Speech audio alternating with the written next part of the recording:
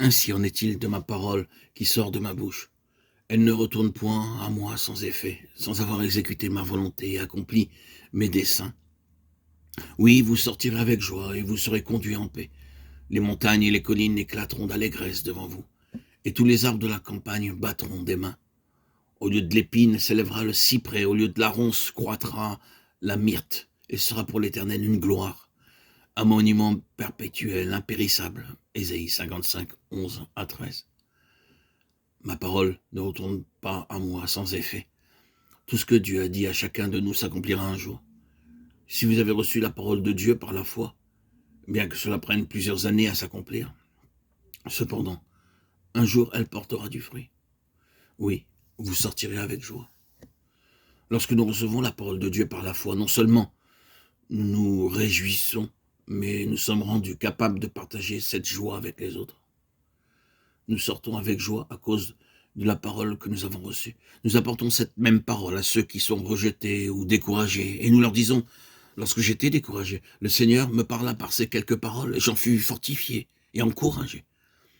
Ainsi, où que nous allions, nous répandrons la joie et le bonheur que Dieu nous a donné, et beaucoup d'âmes seront amenées au Seigneur. Selon la promesse du Seigneur, les Juifs ont commencé à revenir en terre sainte, en terre d'Israël, et ceci de 90 pays différents.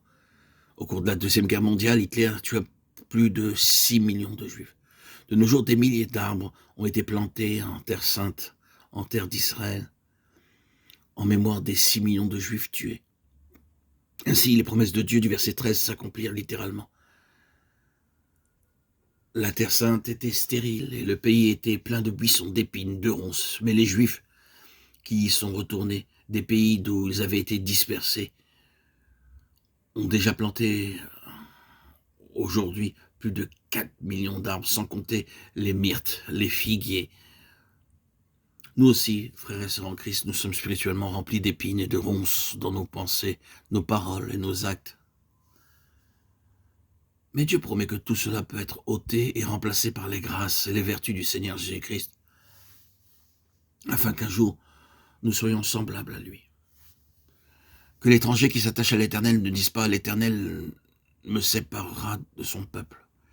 Et que l'eunuque ne dise pas: voici je suis un arbre sec. Car ainsi parle l'Éternel aux eunuques qui garderont mes sabbats, qui choisissent ce qui m'est agréable, et qui persévèrent dans mon alliance. Je donnerai dans ma maison et dans mes murs une place et un nom préférable à des fils et à des filles. Je leur donnerai un nom éternel qui ne périra pas. Ésaïe 56, 3 à 5.